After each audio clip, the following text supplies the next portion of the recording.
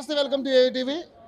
ఈరోజు కాంగ్రెస్ పార్టీలోకి అనేక మంది నాయకులు అందరూ కూడా జాయిన్ అవ్వడం జరిగింది. జాయినింగ్స్ పెద్ద ఎత్తున జరిగింది. తీగల కృష్ణారెడ్డి గారు కావచ్చు, అలాగే చాలామంది ముఖ్య నాయకులు అందరూ కూడా గాంధీ భవన్లో ఈరోజు కాంగ్రెస్ పార్టీలో జాయిన్ అవ్వడం జరిగింది. సో బడంగ్పేట్ మేయర్ అయినటువంటి పారిజాత గారు మనతో పాటు ఉన్నారు. ఆవిడని అడుగుదాం, ఎందుకంటే ఈవిడ చాలా క్రియాశీలకంగా పార్టీలో పనిచేసుకుంటూ వెళ్తున్నటువంటి సందర్భాలు, ఇంకా పెద్ద ఎత్తున చేరికలు కాంగ్రెస్ పార్టీలో ఉంటాయని చెప్పేసి ఆశాభావం వ్యక్తం చేస్తూ ఉన్నారు. సో పార్టీ ప్రజారంజకమైనటువంటి పరిపాలన అందించడం కోసం ముందుకు పోతా ఉంది, కాబట్టి మేము అందరం కూడా సహకరించే పరిస్థితిలో ఉన్నామని చెప్తా ఉంది. సో మేడం, మొత్తం చూసుకుంటే అందరూ కూడా అంటే ఏదైతే బీఆర్ఎస్ పార్టీ నుంచి కానీ ఇతరతర పార్టీ నుంచి కానీ కాంగ్రెస్ పార్టీ ఆకర్షితులై వస్తూ ఉన్నారు. 10 సంవత్సరాలు టీఆర్ఎస్ పార్టీ పరిపాలనలు చూశారు. అక్కడ వాళ్ళ యొక్క దురాగతాలు మీరు తట్టుకోలేకపోయాం, ఇక్కడికి వస్తున్నామని చెప్పేసి మాట్లాడుతూ ఉన్నారు. ఏంటి పరిస్థితి ఎలా ఉండబోతుంది? కాంగ్రెస్ పార్టీ నిజంగానే అనుకున్నాయని ఫిల్ చేయగలుగుతారని అనుకుంటారు? తప్పకుండా. ఇంతకుముందు కూడా చెప్పినాం, మనము తుక్కుగూడ మీటింగ్ రోజు కూడా మాట్లాడినాం మీ ఛానల్ తోటి. తుక్కుగూడ మీటింగ్ రోజు కూడా సక్సెస్ అవుతుందా అని మీరు అంటున్నారు, కానీ సక్సెస్ కాదు కదా.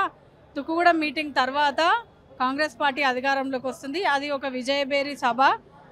తద్వారా ప్రజలలో మొత్తం వెళ్ళిపోయింది ఒక మెసేజ్, కాంగ్రెస్ పార్టీ ప్రభుత్వాన్ని స్థాపించబోతుంది అని చెప్పాము. అనుకున్న మాటలాగానే మన రేవంత్ అన్న ధైర్యం, రేవంత్ అన్న ముందు చూపు, అందరూ సమిష్టిగా కృషి చేసేప్పటికే ఈరోజు నాయకులు, గొప్ప నాయకులు, సీనియర్ నాయకులు అందరూ కూడా ప్రభుత్వాన్ని ఏర్పాటు చేయడం జరిగింది. మరి నెక్స్ట్ అంటే ఆ పార్టీ ఈ పార్టీ అన్ని పార్టీల నుంచి కూడా కాంగ్రెస్ పార్టీకి సపోర్ట్ చేయడానికి అందరూ ముందుకు వస్తూ ఉన్నారు. గత ప్రభుత్వం చేసినటువంటి దురాఘాతాలు ఏవైతే ఉన్నాయో అవన్నీ కూడా మనం ఛానల్స్లో డైలీ చూస్తూ ఉన్నాము. ప్రతి ఒక్కరు కూడా కాంగ్రెస్ పార్టీకి ఆకర్షితులు అవుతున్నారు. పదవిలో ఉన్నా లేకున్నా ఖచ్చితంగా కాంగ్రెస్ పార్టీ కోసం పని చేయాలని ఒక దృఢ సంకల్పంతో జాయిన్ కావడం జరుగుతుంది. తీగల కృష్ణారెడ్డి గారు వచ్చారు, వాళ్ళ కోడలు గారు, అందరూ కూడా నాయకులు అందరూ కూడా జాయిన్ అవ్వడం జరిగింది. సో ఎలా ఫీల్ అవుతుంది? చాలా హ్యాపీగా ఫీల్ అవుతున్నామండి. ఎందుకంటే తను ఒక మాజీ ఎమ్మెల్యేగా చేసినారు, మాజీ మేయర్ చేసినారు హైదరాబాద్కి. అనితారెడ్డి గారు క్యాబినెట్ ర్యాంకు జడ్పీ చైర్పర్సన్గా చేస్తున్నారు ఇప్పుడు ప్రజెంట్గా. వారితో పాటు మాజీ సర్పంచులు కూడా మీర్పేటకి సంబంధించి పల్లె పండుగడు చాలా మంది సర్పంచులు, ఎంపీటీసీలు, జడ్పీటీసీలు కూడా కొంతమంది వచ్చారు. అంటే ఒకరిని ఇన్స్పిరేషన్ తీసుకొని ముందుకు రావడం అనేది కూడా చాలా మంచి విషయం, మంచి పరిణామము. నెక్స్ట్ స్థానిక సంస్థల ఎన్నికల్లో విజయడంక మోగించడానికి కూడా ఖచ్చితంగా ప్రతి ఒక్కరు పాటు పడుతూ ఉన్నారు, ఇంకా కూడా వస్తారు. Wait and see. 17 మాయ అంటున్నారు, ఇందాక జగ్గారెడ్డి గారు కూడా మాట్లాడారు.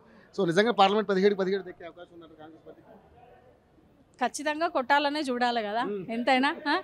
ఒక సభను చూసే పార్టీ అధికారంలోకి వస్తుందా అన్నారు, కానీ మనము ఏదనుకుంటున్నామో ప్రజలు మనసులో ఏది ఉందనేది మనం ఐడెంటిఫై చేయాలి. ఇంకోటి, కాంగ్రెస్ పార్టీకి పట్టం కట్టడానికి ప్రజలందరూ మంచి నిర్ణయం తీసుకునేటట్టు ఉన్నారు. ఖచ్చితంగా అన్ని సీట్లు కొట్టడానికి ప్రయత్నించడం కాదు, తీవ్రంగా కష్టపడతాం కూడా మేము. మీరు ఒక మహిళే, అలాగే కవిత గారు కూడా ఒక మహిళే.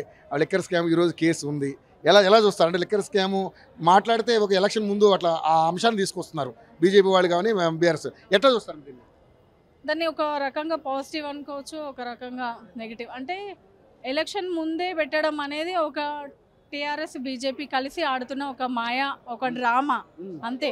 అంటే వేయాలనుకుంటే ఇంతకుముందు అసెంబ్లీ ఎలక్షన్స్లో వేయొచ్చు, నోటీసులు ఇచ్చారు, అటెండ్ కాలేదు. అంటే నేనేమంటున్నా, ఇన్ని రోజుల నుంచి లేనిది ఇప్పుడు మళ్ళీ ఎలక్షన్స్ ముందు వచ్చి వాళ్ళు హాజరు కామనడము, నేను కాను అని చెప్పడము అంటే ఒక రకమైన మెసేజ్ పబ్లిక్లో తీసుకెళ్లడం. ఏంటంటే మేము కూడా ఉన్నాము అని చూపించుకోవడానికి, టీఆర్ఎస్ కూడా ఉంది ఇంకా ఉనికిని కాపాడుకోవడానికి. బీజేపీ వాళ్ళతో పొత్తు చేసుకొని జస్ట్ ఐడెంటిఫై, అంటే మీరు కూడా ఉన్నారు రంగంలో, మీరు కూడా దిగుతారు, మేము కూడా దిగుతామని. ఎటు పోయి కేంద్రంలో రాష్ట్రంలో కాంగ్రెస్ పార్టీని రానియొద్దు అనేది వాళ్ళిద్దరు వ్యూహము. ఆ వ్యూహంలో ఒక చదరంగంలో ఒక స్కెచ్ అనమాట. అట్లా 400 సీట్లు మాయ అంటున్నారు బీజేపీ, అంటే మోడీ గారు. అదే చూస్తున్నాం రాష్ట్రం అంతా, దేశం అంతటా. అంటే ఇప్పుడే అంటే ఒక మతం పేరుతోటి మత విద్వేషాలకు అట్లాంటివి రెచ్చగొడుతూ, అంటే భారతదేశమే ఒక భిన్నమైన దేశం, కుల మతాలకు అతీతంగా అన్ని రకాల మతాలు ఉన్నటువంటి దేశము. అట్లాంటిది ఇంకా బీజేపీ ఒక హిందూయిజం అనేది తీసుకోవడము, ఒక అంటే హిందూగా గొప్పగా ఉండొచ్చు, కానీ హిందూ అనేది మతం కాదు.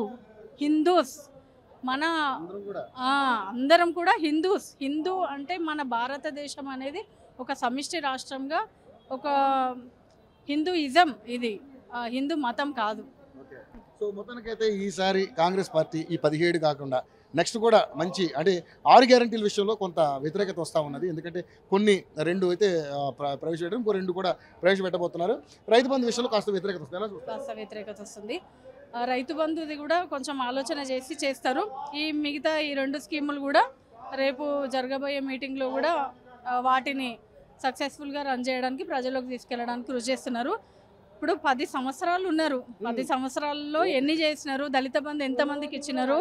ఎంతమంది దళితులను మోసం చేసినారు? దళిత ముఖ్యమంత్రి అన్నారు దళిత బంధు స్కీమ్ పేరు మీద. ఇవన్నీ కాకుండా వచ్చినాక ఒక నెల 2 నెలలని మీరు ఇవి చేయలేదు అవి చేయలేదని మా పైన అంటుంటే పబ్లికే సమాధానం చెప్తున్నారు. వాళ్ళకి వచ్చి ఒక 1 మంత్ 2 మంత్స్ కాలేదు, ఈ లోపలనే ఇన్ని స్కీములు చేయాలని చెప్పడం కూడా కరెక్ట్ కాదు. అయినా సరే వచ్చిన 2 రోజులనే 2 పథకాలు సక్సెస్ఫుల్ అయినాయి. మళ్ళీ మిగతా పథకాలు కూడా అంచెలంచెలుగా తీసుకోవడం జరుగుతుంది. ఖచ్చితంగా ఫిల్ చేస్తారు. ఖచ్చితంగా కాంగ్రెస్ పార్టీ ఇస్తుంది. ఆనాడు ఇందిరమ్మ భూములు ఇస్తాను ఇచ్చింది, ఇండ్లు ఇస్తాను ఇచ్చింది. ఇప్పుడు అదే ఇండ్లలో ఉన్నారు. కేసీఆర్ ఏడిచ్చిండు ఇల్లు? ఏమన్నా ఇచ్చిండా? ఏడో మా ఊళ్ళల్లో ఎక్కడో ఇండ్లు ఇయ్యలేదు, డబుల్ బెడ్రూమ్ లేదు. మళ్ళా రైతు బీతి బంధో బాధ బంధో ఇచ్చిండుగా, ఆ బంధులు కూడా లేవు. ఒకరికి ఇచ్చి ఒకరికి కేసరి పెట్టిండు. ఆడిని కొట్లాడుకొని తానుకొని చచ్చిర్రు. అట్లా కూడా అయ్యింది. అది అన్ని కొట్లాటలు అయినాయి. ఇందిరాగాంధీ అంటే ఏదైతే రాహుల్ గాంధీ గారు కానీ సోనియా గాంధీ గారి సమక్షంలో ఇక్కడ మంచి ప్రజారాజ్యం పాలన జరిగే అవకాశం ఉందండి. ఖచ్చితంగా జరుగుతుంది. అంటే ఇప్పుడు కొత్తగా ఏర్పడే ప్రభుత్వం కాదు కదా, గతంలో జరిగింది చూయించారు, ఇప్పుడు కూడా జరుగుతుంది. ఖచ్చితంగా ప్రజలు కూడా నమ్ముతున్నారు. Thank you madam. Thank you so